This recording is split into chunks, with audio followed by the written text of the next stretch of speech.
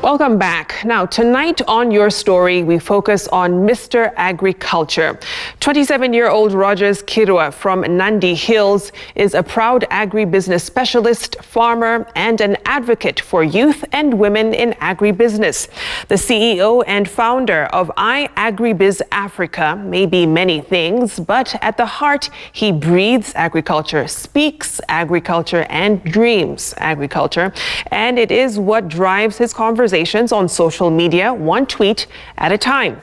This story, Mr. Agriculture, was suggested by our very own Chemutai Goin. What would it take to change how young people perceive agriculture? A tweet at a time, a Facebook post a day, or a picture a day on Instagram?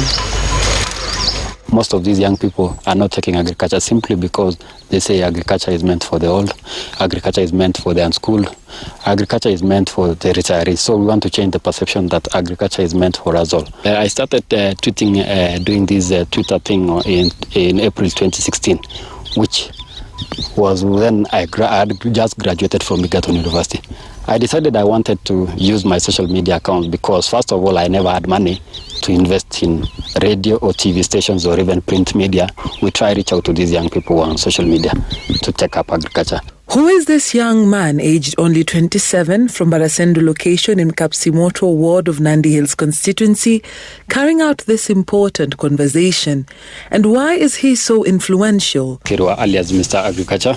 I am a farmer in this part of the country. This is in Nandi County, where we do a lot of horticulture. We do tomatoes, we do poultry farming, we also do a bit of fish farming.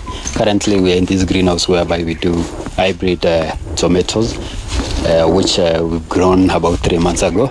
We are already harvesting them.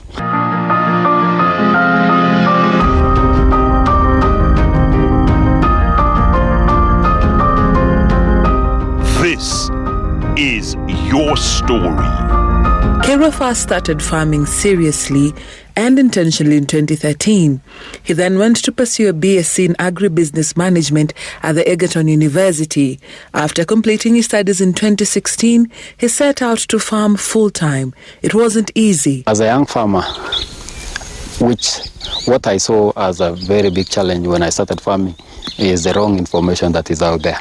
If you go out there in the blogs, you find a lot of information about agriculture, but these information are not the correct and they're not the right information. Some of the challenges are diseases, which are like fusarium. We also have pests such as whiteflies, which attack the tomatoes.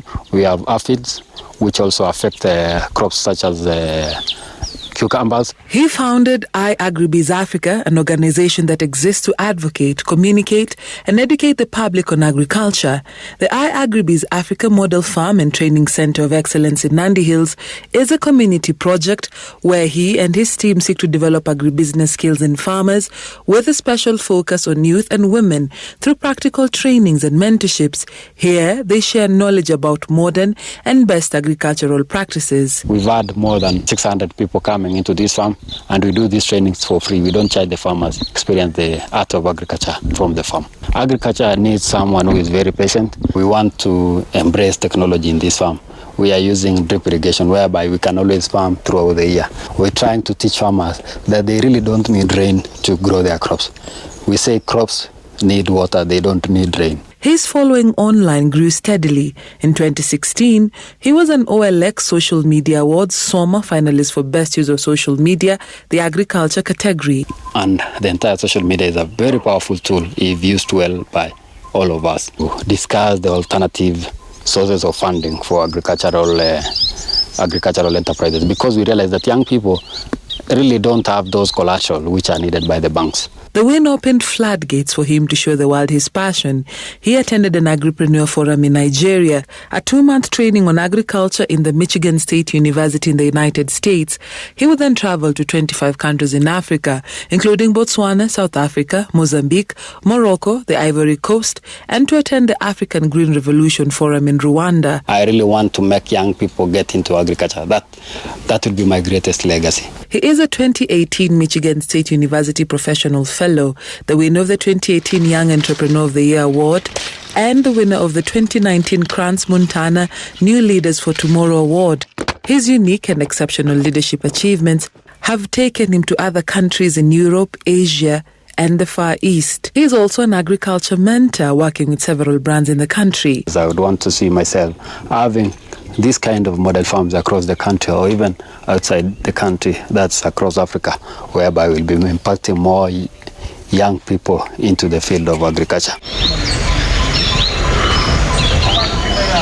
For Mr. Agriculture, there are no limits. Can one make a difference a tweet at a time? His story is a resounding yes to that question. Dorcas Wangira, Citizen TV, your story.